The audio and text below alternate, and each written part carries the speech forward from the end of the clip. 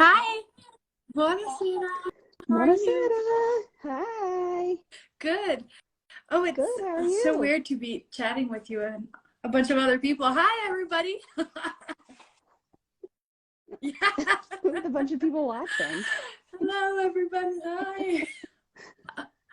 Hi, Diane. How are you? Look at all the people. Who else we got? We Yay, got a that's bunch of people cool. already. Awesome. Thank you, everybody, for being here tonight. So, I guess I'll start. I'll take the lead on this. Your hair looks really cute, by the Yeah, way. sure. Oh gosh. So Thanks. we're here tonight to talk a little bit about the upcoming tour, Unconventional Tuscany, which is a collaboration between myself and Curata Travel, represented tonight here in Italy, and this afternoon in the US by Kyle Carter. Mhm. And the East Hi. Coast. Yep. Hello, San Diego. Hello, everybody. And we're just going to talk about it a little bit, explain how the idea came about and what will happen during this tour and what makes it special, let's say. And so this tour started, you know, in a sense, I feel like I've been working on it like for my whole life. Not to be overly dramatic, but a little bit.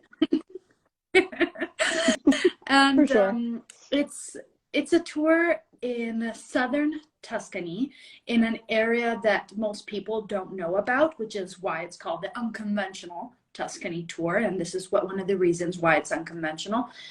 And it's in an area called two areas, one called Bolgheri and another one called Maremma, and they are almost unknown to most foreigners, and even many Italians aren't very familiar with this area, which is a shame because they're absolutely beautiful. Gorgeous places with incredible people and incredible food.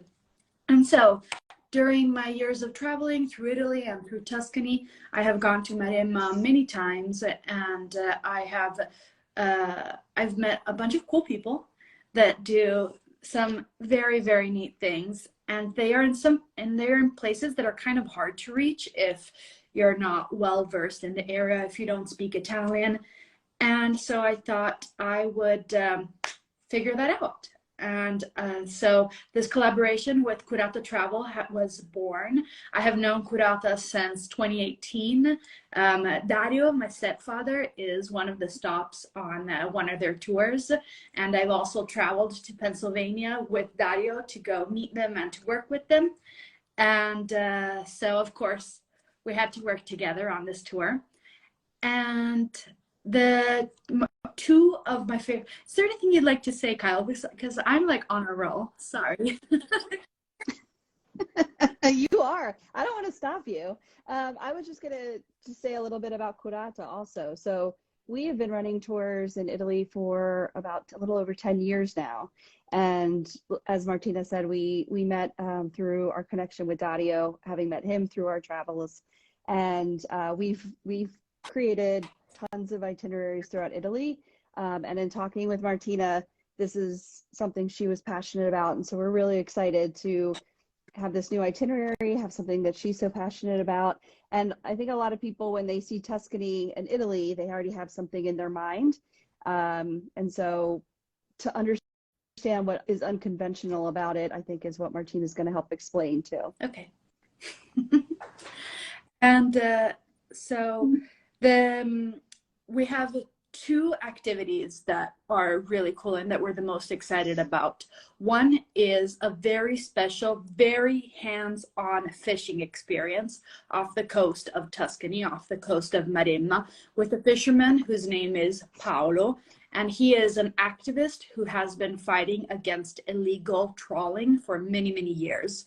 Trawling is the fishing practice where basically a big giant boat has a big round net and it scoops up everything that it finds in its way on the bottom of the seabed, including corals and including mammals,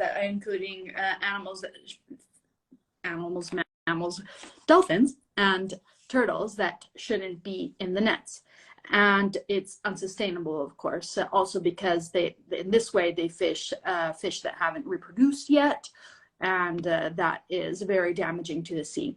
So this tour is also focused around sustainability and some of the practices that can be done to leave a little less of an impact on our planet. And so what we do with Paolo is that we wake up early in the morning, which I know isn't the most fun thing on tours, but I promise you this is totally worth it. And so we wake up early in the morning, we go down to the port, and he meets us there in his fishing boat. We all climb on the boat. It'll be private for us for that day.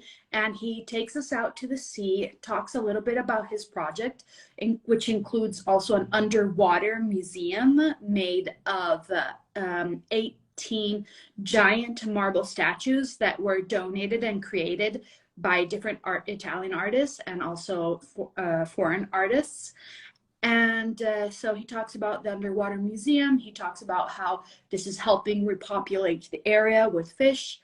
And then we go out to sea, and we go to where during the night he dropped a net, a more sustainable kind of fishing net.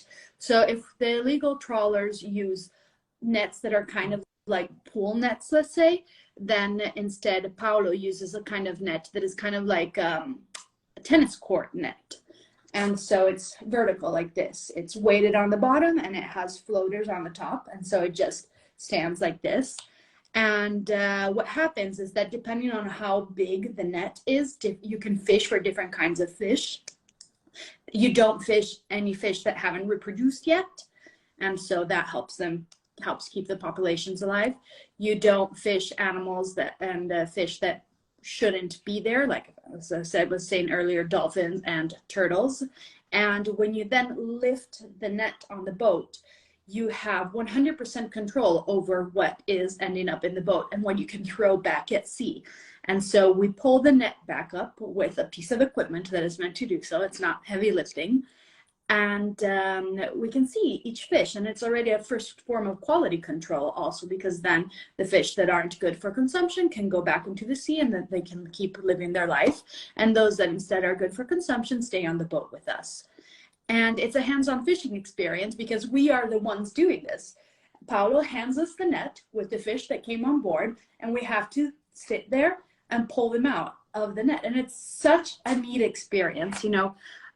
For those who don't know me, for those who are watching from Curata's channel, I have a past. I used to work at a butcher shop, and having this direct hands-on experience with meat really helped me gain a better understanding of it.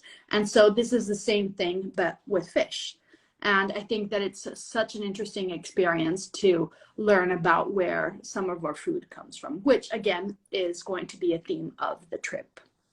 Then after the fishing experience, we go back to, there's also a little dip, of course. So we do the fishing, and then we go out to this beautiful little bay with gorgeous waters. I'm going to post a reel showing some of this in the next few days, so keep an eye on that. And we take a nice, gorgeous swim in the uncontaminated blue waters of Tuscany. And since we left the port so early, we will be the only ones there. And then when all the other boats start arriving, we have had our time and we're like, we're out of here. Enjoy. We've had it for us, all to ourselves up to now. And we go back to the port, and then we go at the fisherman's house and have lunch with all of the fish that we just got, which is incredible. Just an absolute incredible experience. I can't wait to share it with you guys. Then another one of my favorite experiences, but there's so many. Kyle said I only have 20 minutes, but I need like an hour and a half to go through the whole program and all the things I'm really excited about.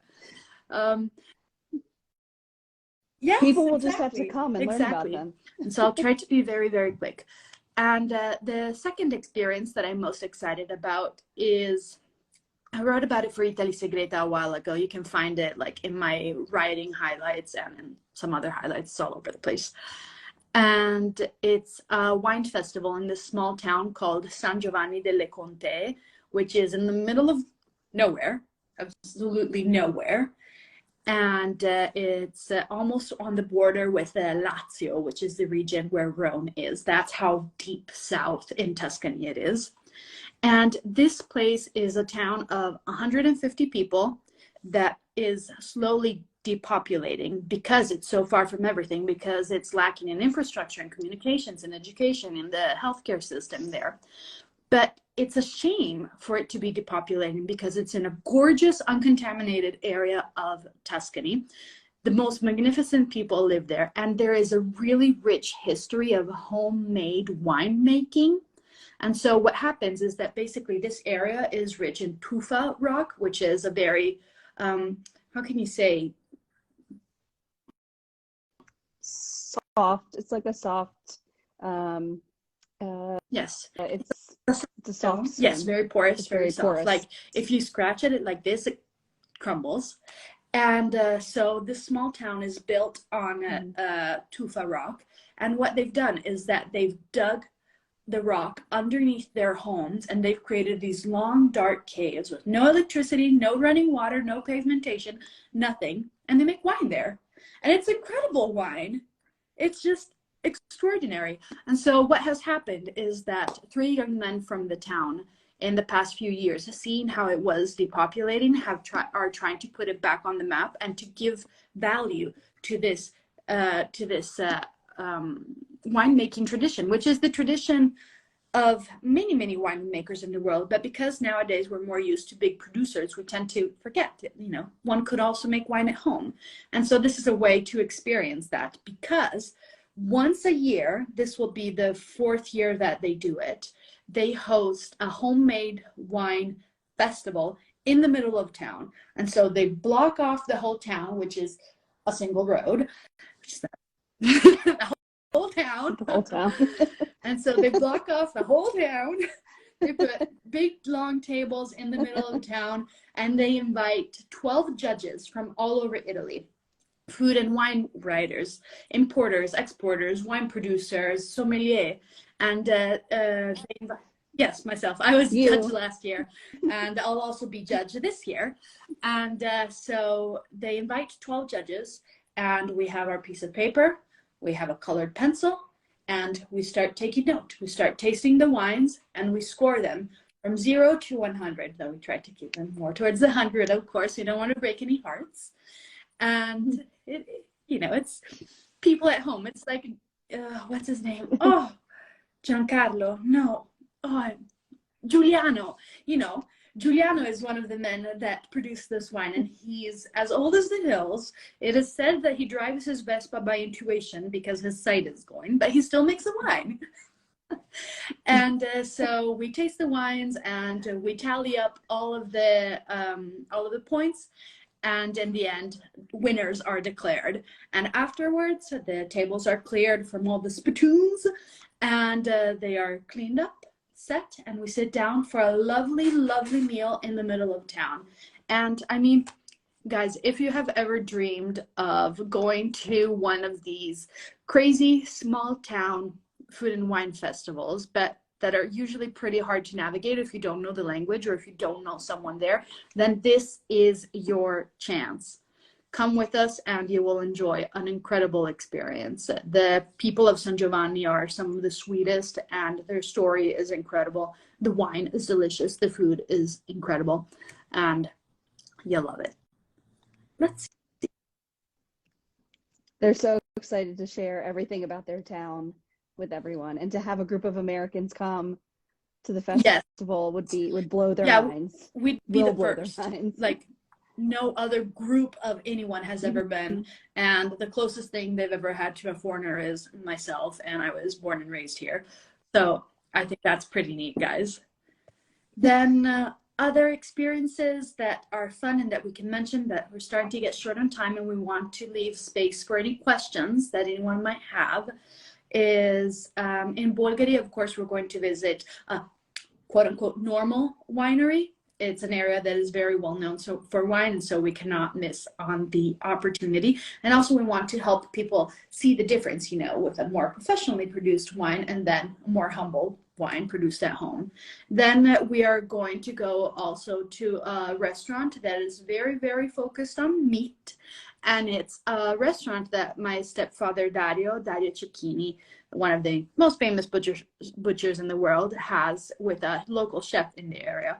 The restaurant is called Il Macello di Bolgheri, and we are going to enjoy a nose to tail meal made all of beef, but no steak, no filet, no tenderloin, none of that. It'll be all of the most unusual cuts of beef. Again, in a thought process of sustainability, of using everything as well as possible and of making sure that nothing goes to waste. We're also going to be visiting some very interesting farms that produce different foods, and we're going to get to experience the behind the scenes and gain true and firsthand knowledge and experience of how these foods are produced and what makes them so special.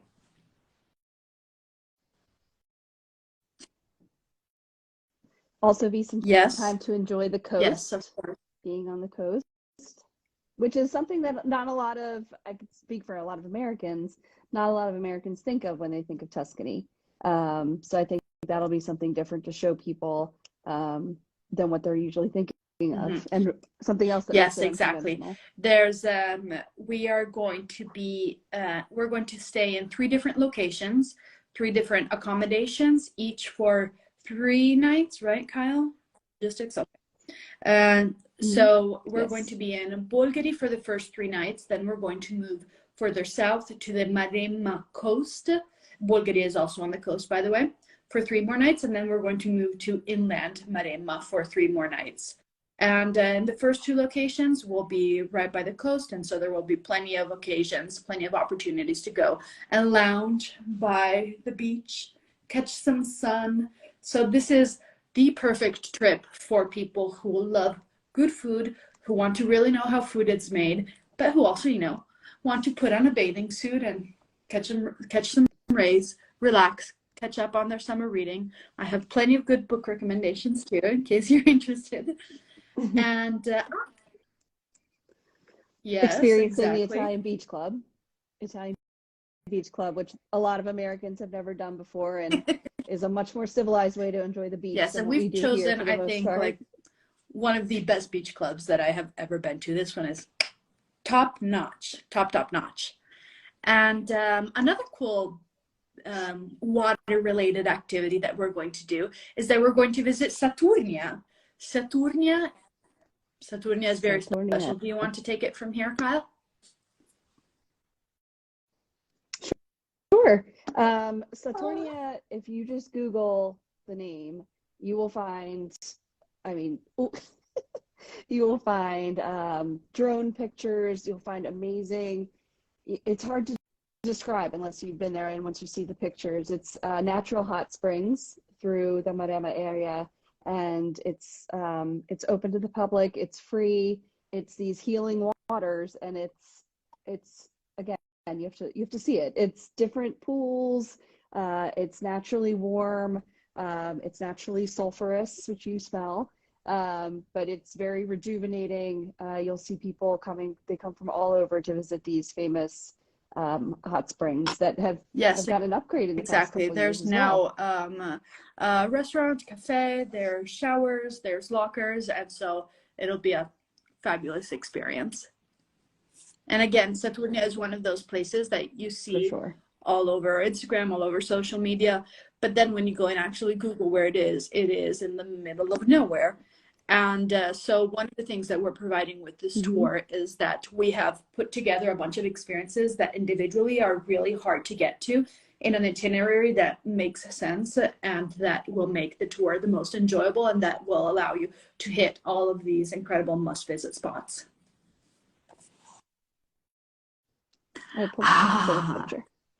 See how beautiful that is. It'll be, full disclosure, it'll be a little more crowded than that. It is a place that is very well loved by anyone that can drive a car and get to. People come and visit Saturnia from many different regions in Italy, and there'll be a lot of people when we go, but that's okay. Also because, and there's different levels. there's different levels to it too. So some require a little climbing over some rocks, but there are some that you just wade right into. So mobility issues aside, there's different ways to get around. Yes, to get around exactly. in there. I'm writing a message in the group chat that we are going to take questions soon. So if anyone has some, be prepared to type them out in a moment. Woo, no, I don't want to abandon the live. Whoops. Technology. No, stay here. Then, what else? We did get some questions in advance that we could cover a couple already that might take care of some people's questions. So all of the trip details are on our website, which I can also include in the chat. It's corattatravel.com, but I'll do the link to the whole trip, and you'll see there's details on pricing, what's included, where you fly in and out of, but some questions around that were what excursions, what's included in the price. Again, that's on the website, but our trips tend to be virtually all inclusive. So there might be, like for this trip, there's one lunch that's not included where you have time on your own. Excursion wise, two lunches, sorry. All excursions that we plan and take you on are included. It's not like a cruise where, you have to get the next day's itinerary and choose what you want to do. The only thing that wouldn't be included is if, say, you didn't want to come that day and you wanted to do your own thing. Something like that would not be included. But everything we take you on, that's included. Ground transportation, gratuities to like to Paolo, to the fishermen. We pay for all of those things. Airfare is not included, but just about everything else once you land and are with us is covered. Anything? Somebody had asked, so the flights for this trip, people are flying into Pisa and out of Rome. Someone had asked how many days will we be spending in Rome? 0. We will basically just be taking you there to catch your departure flight. So if you do want to spend time in Rome, we would be dropping you off at the airport, and you could add on some days at the end of the trip. We have tons of people who do that kind of thing. And then flying into Pisa can be a little difficult as a smaller airport. The reason we did it that way is because it is so much closer to our starting point. And then that way, if anyone's flights are delayed, or you're not too far away from being able to be picked up and brought back. So you could easily look for a round trip flight in and out of Rome, and you could fly into Rome and take a train up to Pisa to meet the group. You could fly in early anytime the day before. There's a lot of options that we can help anyone with who's looking to plan that. Thank you for that, Kyle. Sure. Anything else? There's another activity that is very fun that we haven't mentioned yet is that we're going to go to the town of Pitigliano. Pitigliano is Rin, who is part of Coratta Travel, describes it as if Etsy were a town, because there's a ton of artisans, a ton of artists that produce some beautiful objects, beautiful scarves, beautiful jewelry. I didn't get these in Pitigliano, but I've gotten many, many earrings. We should have worn our Pitigliano earrings. I thought I had mine on yesterday. And it's built on top of all of these rocks. It's incredible. Kyle, can you pull it up with your technology, since you have 2 phones? I think people would really enjoy seeing it. And so we had to include this place. I'm just putting one of the things that makes Pitigliano very special is also that it used to be a Jewish ghetto in Italy. And so there is a really strong Jewish culture there, and it also reflects in the food. And we're going to dine at a restaurant that includes this aspect of it. That is a mix, like a fusion, let's say, between Marima food and Jewish food. That is incredible. I'm looking at my notes to see if I've forgotten anything, but I think so. See? Look at how pretty it is. It's a little blurry, but it's beautiful. It just sort of rises up out of the rock. it's stunning. All right. Anything else we want to go over, or should we start going through questions?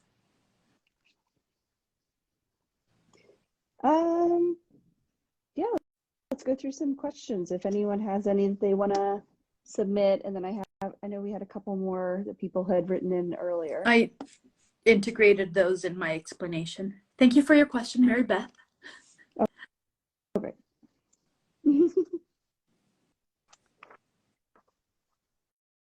Let's see. Does anyone out there have any questions for us? Signing up right now, immediately.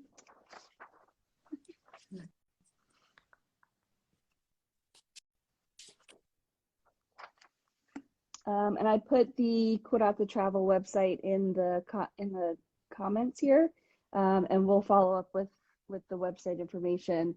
That's, like I said, that has all of the, you'll see some of the trip highlights, some of the inspiration behind the tour, and then the logistical details of how to sign up, how to, information about booking flights, things like that. We must have explained it perfectly. Hi, Brianna. I think we did. I think we did a great job. How many people raise your hand if you're going to sign up today? Send a bunch of hearts. Yes. But yeah, if anyone has any questions, you can type them in here. You can DM either of us. You can contact us through the Curata Travel website. And so the trip is in June of this year. I don't know if you said that. Through June 26th. And we have chosen these dates specifically because that way we can hit this wine festival, which only happens once a year. So this is literally now or never. It's also a very small group. The boat trip with the fishermen, to, you know, they have a limited size of for the boat and to keep everyone on the boat. So it's going to be a very small group. It's a very exclusive group. It's much smaller than what we normally do. And I think it's going to be really special. Our trips tend to be around 18 travelers or so anyway, but the groups always come away feeling like family afterwards. Everyone, you sit around the table together, we all dine together, we do these experiences, we're on the bus together.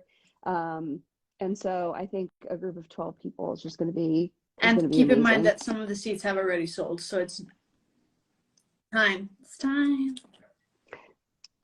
True.